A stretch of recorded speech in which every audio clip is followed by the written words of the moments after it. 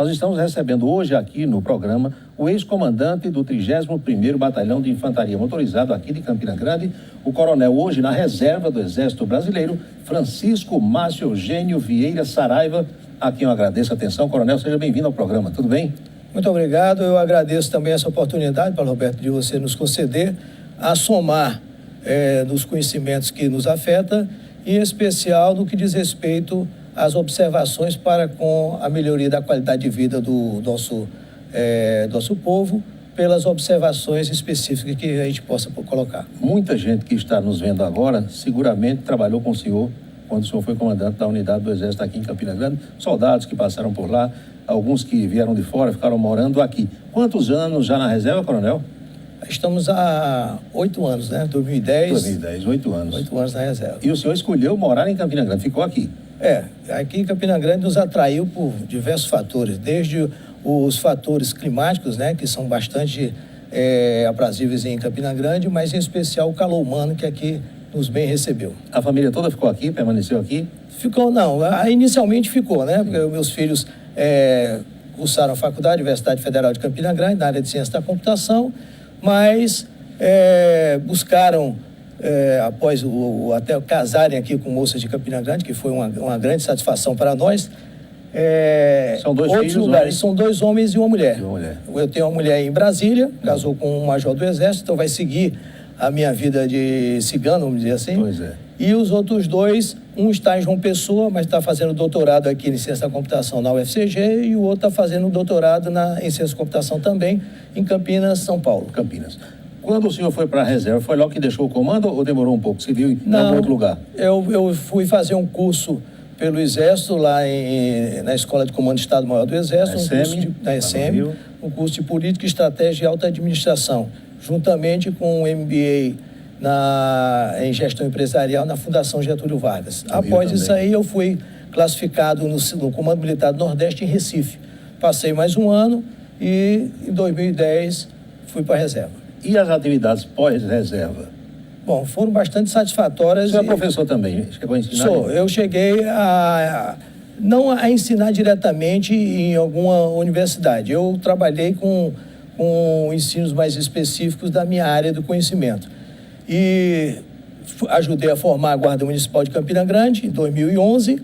Em 2012, fui convidado pelo Dr. Dalto para contribuir junto à Facisa, sendo o prefeito dessa nobre instituição, e ficamos por 3 anos. Após esse período, resolvemos dar um tempo e cuidar um pouco da área familiar, visto que eu estava com esses filhos já pulverizando pelo Brasil, né? Pois é. Coronel, e Campina Grande cativou alguns ex-comandantes. Além do senhor, tem aqui o coronel Tarcísio Novaes Murta, que ficou entre nós.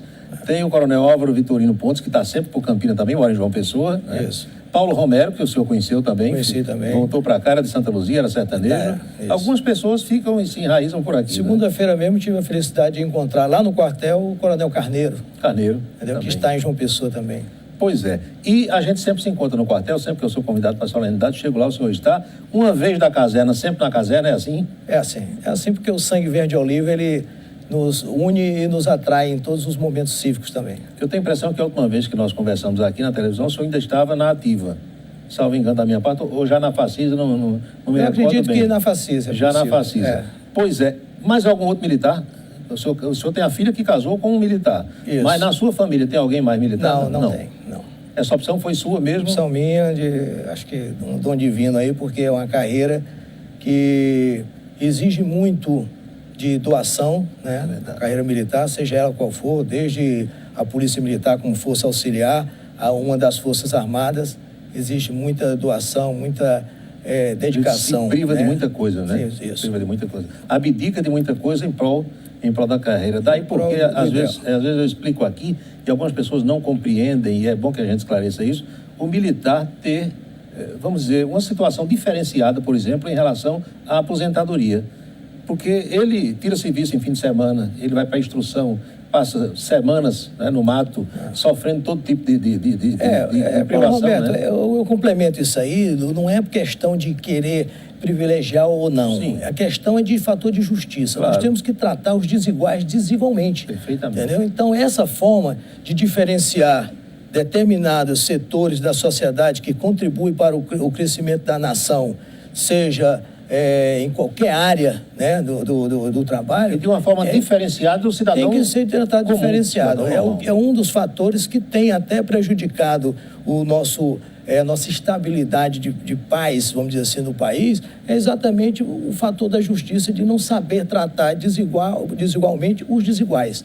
Né? Pois é. Confundir um bandido com um cidadão que se doa a nação, a pátria, então, a sociedade. Esse tratamento não diferenciado faz o cidadão de bem sentir-se injustiçado. É verdade. A gente faz uma pausa e já volta com o Coronel Márcio Eugênio, veio gentilmente conversar conosco hoje contou um pouco da sua vida a partir do instante em que passou para a reserva, e a gente volta a conversar logo após as mensagens importantes sobre a situação do Brasil na atualidade e essa nova missão dada às Forças Armadas. Não mude de canal.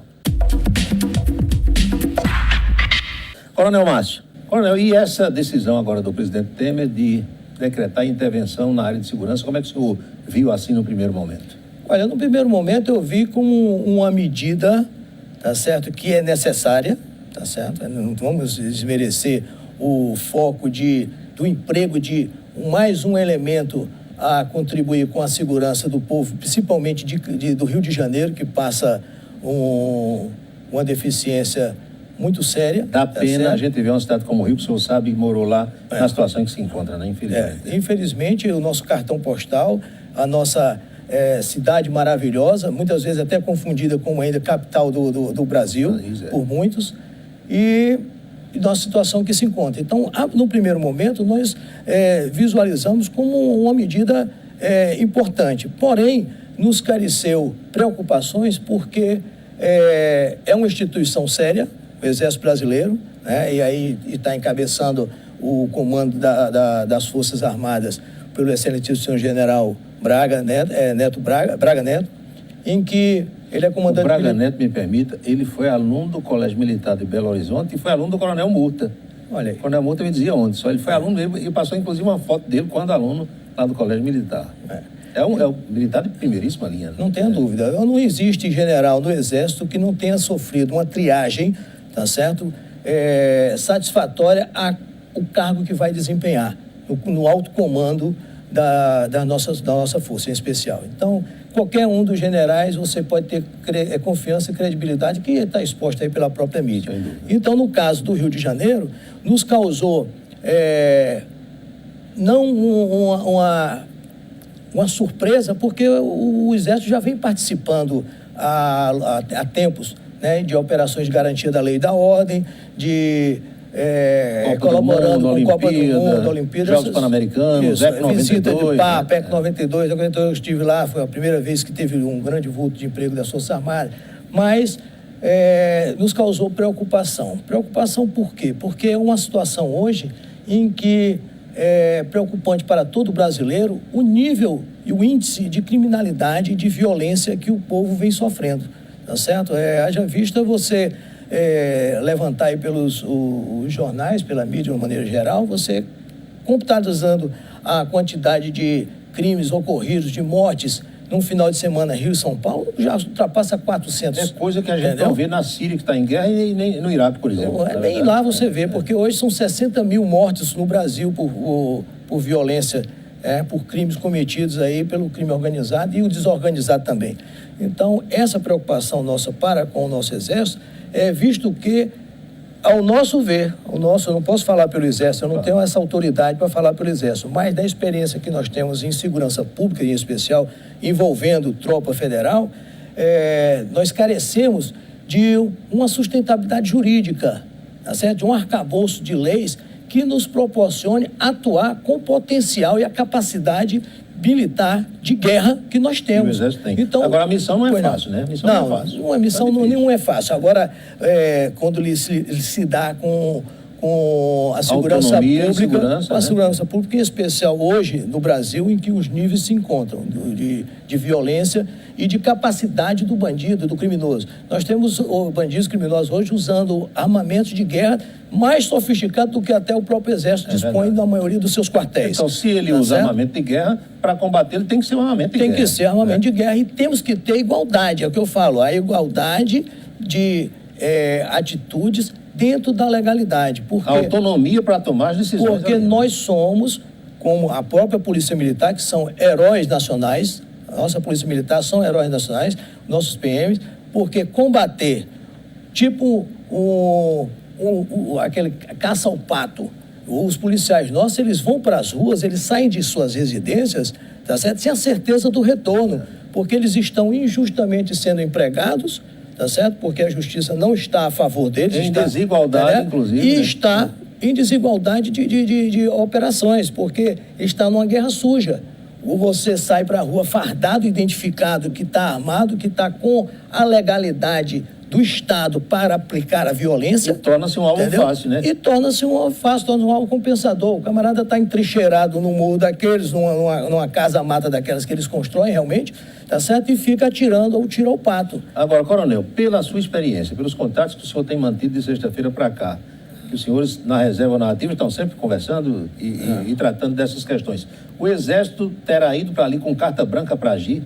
Não, depois com dessa certeza, autorização de Câmara e do Senado? Não, com certeza não digo que tenha ido ainda, porque não foram nos divulgados, não foram nos divulgados como o Exército irá operar, inclusive, como que eu falo para você, sobre a sustentabilidade jurídica. O que eu chamo de sustentabilidade jurídica? São leis apropriadas à situação que se encontra, tá certo? Nós temos que dar, não o direito de matar, mas o direito de se defender. Se o inimigo, né, uma legislação que trate o bandido armado com arma de guerra, de fuzil, de metralhadora, como um inimigo.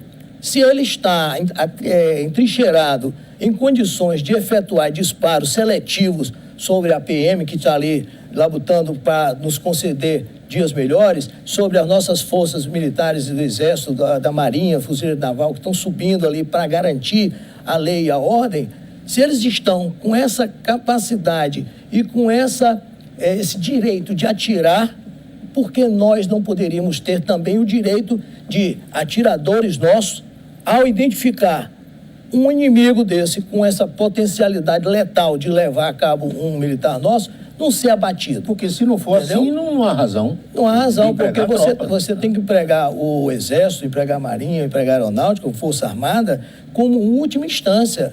Tá certo? Se estamos esgotando o último cartucho que nós temos, nós não temos. Vamos empregar quem depois? Agora, quando surge um assunto assim, aí surgem especialistas, a gente tem visto em tudo que a gente vê, né? Figuras, inclusive, que a gente sabe que não tem a menor condição de falar sobre determinado tema, mas fala. Não tem experiência, nunca teve... Não subiu nem no morro daquele, não conhece nada.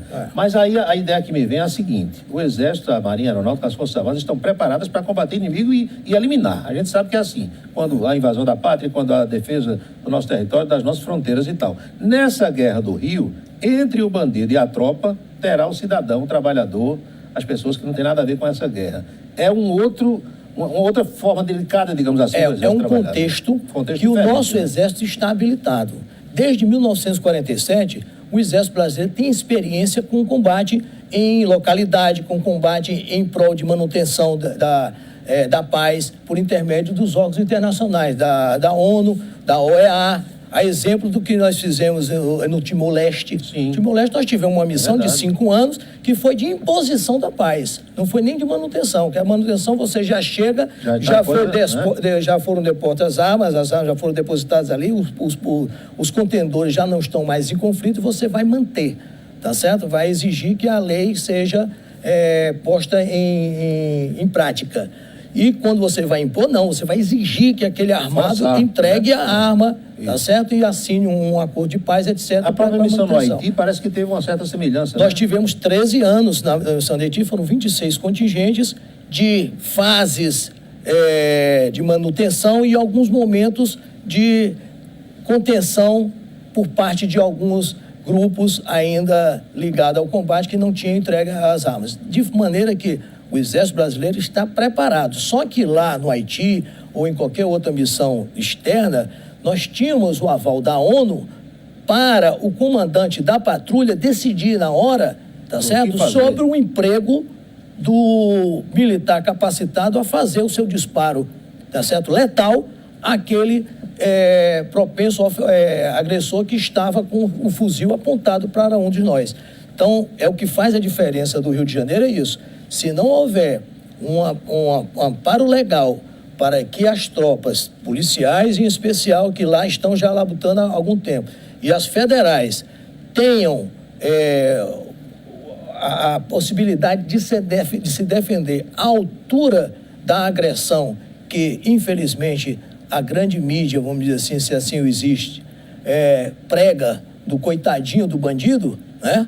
Os direitos humanos voltados para os desumanos, né? Então, se essas pessoas não conscientizarem a população de que tem que haver uma lei de exceção, sim, tá certo? O momento impõe isso, né? O momento impõe, a área impõe, entendeu? Então, nós vamos estar sempre em desvantagem. É o que eu falo. O policial nosso, ele combate um combate sujo, porque ele está fardado e o inimigo não está fardado. Ele tem a lei, tem os órgãos, OAB, Ministério Público, todos esses órgãos em cima dele, e o bandido, pelo contrário, tem os defensores dos direitos humanos que só olham o lado dos desumanos. É verdade. Vamos a outra pausa? A produção me avisa que já passou da hora do intervalo, a gente faz uma pausa e já volta com o coronel Márcio Eugênio, veio conversar conosco. O atual comandante também é Márcio, coronel Márcio Rogério, deve estar nos assistindo agora, a gente leva um abraço a ele e a gente volta já para... E a gente vai ao último bloco da entrevista de hoje com o coronel Márcio Eugênio.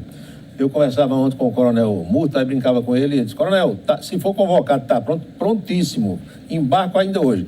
Se o coronel Márcio for convocado, também está pronto? Estou pronto porque, uma vez integrante da nossa Força Armada, em especial do nosso Exército, nós temos enraizado na nossa consciência estar pronto para cumprir qualquer missão, qualquer hora, para servir a nossa nação.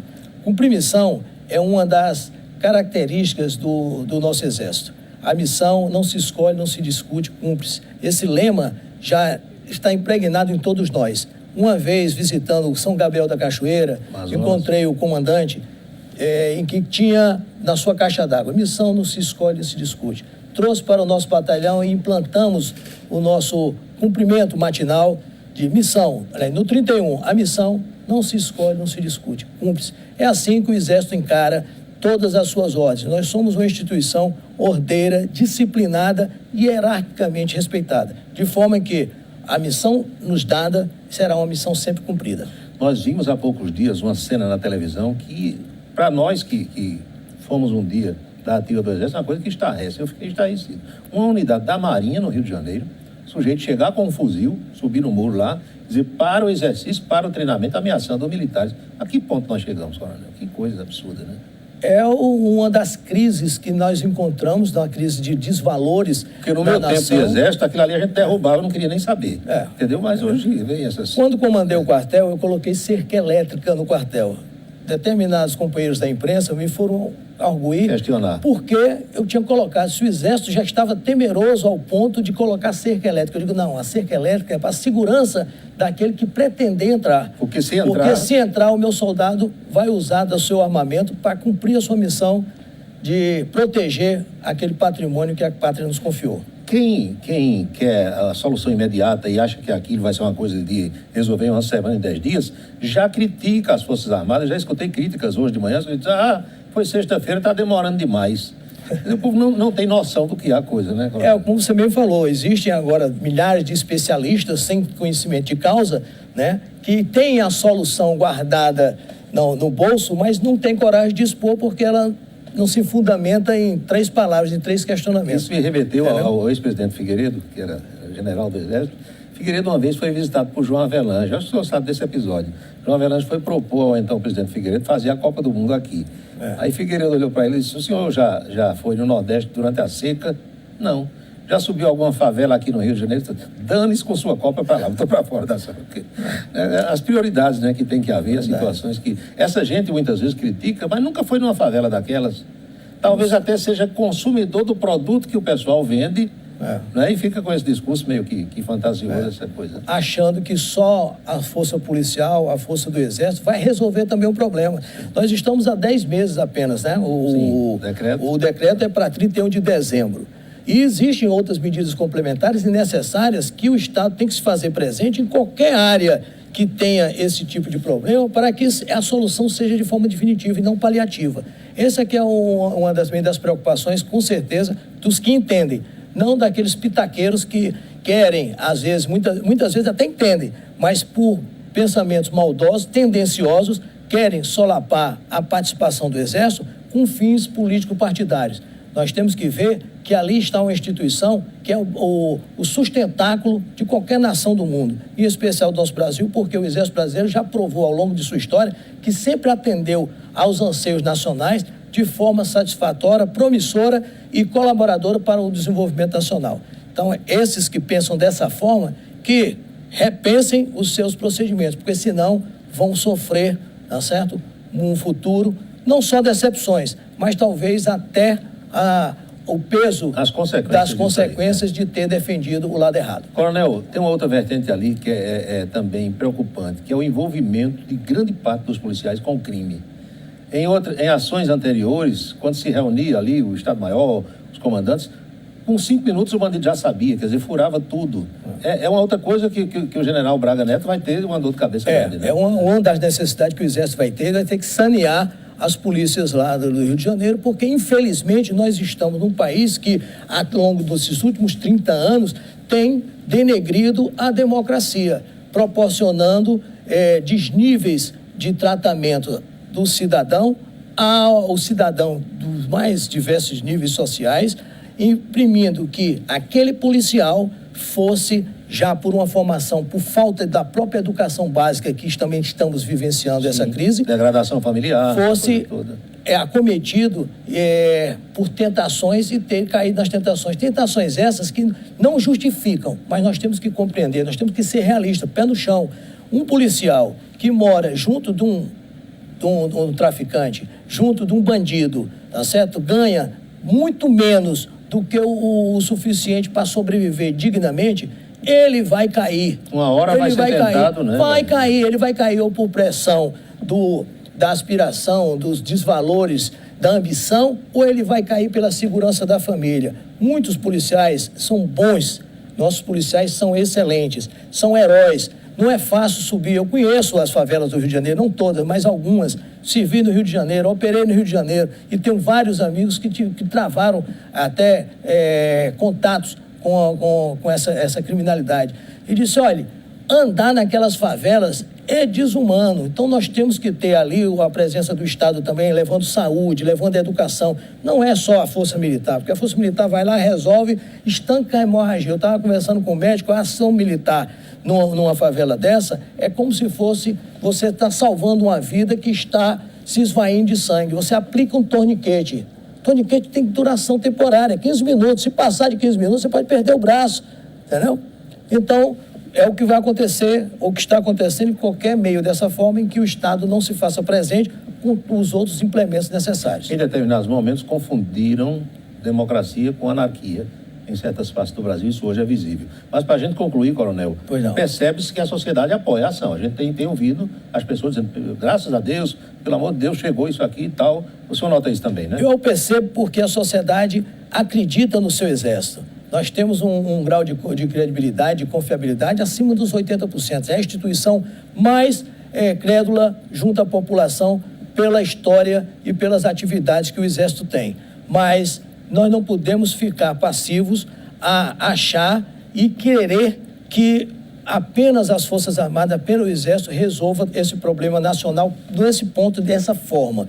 Nós temos que agir de forma política para frente, tá certo? Nós temos eleições para frente para para resolver a maior crise que o país passa na atualidade, que é a crise política. Dentro da crise política, nós temos desvalores, nós temos queda de valores morais e éticos. que vão ser resolvidos nas urnas, de uma forma pacífica, que assim esperamos Deus nos proporcionar. Caso contrário, nós vamos caminhar e caminhar e caminhar a chegar um dia, Deus queira que não, a uma Venezuela, porque o povo não vai aguentar. O povo não vai aguentar. Como agora mesmo, no próprio Carnaval do Rio de Janeiro, nós vimos escolas de samba se manifestando já de forma bastante extensiva, bastante intensiva, quanto à descrença na própria política nacional. Coronel Márcio, muito obrigado por ter vindo ao programa. Eu sei das suas responsabilidades e quis trazê-lo aqui para a gente ter essa conversa, para que as pessoas compreendam melhor o verdadeiro papel do nosso Exército Brasileiro. Eu lhe agradeço aos telespectadores a oportunidade também de transmitir o que nós conhecemos na área de segurança pública e o que nós buscamos estar atualizados para continuar servindo a nossa nação por intermédio dessas instituições como a própria TV Itararé, que sempre tem trazido pessoas para esclarecer o povo e com o esclarecimento o nosso povo seja digno de uma liberdade em função das suas opções. O que nós temos aí no nosso Brasil foram opções dos nossos brasileiros no passado, que não os culpamos por terem sido iludidos por outros que usaram da sua boa-fé, né, para ludibriar a nossa intenção de dias melhores. Mas Deus é grande, nós temos crença de que homens vão aparecer com valores de família, valores cristãos e valores patrióticos para conduzir os mais diversos setores da nossa nação, quer seja municipal, estadual e principalmente federal, para anos futuros, e a nossa nação seja uma das nações que mais traga exemplo para o mundo do que é uma nação tão composta de um povo maravilhoso, com riquezas em abundância para servir ao mundo. E só para a gente finalizar mesmo, o seu xará, Coronel Márcio, está nos convidando para um exercício de tiro, para a gente manter a pontaria. Sem dúvida, sem dúvida. Esse aspecto tem que ser mantido. Tem que ser mantido. Obrigado, Coronel. Muito obrigado.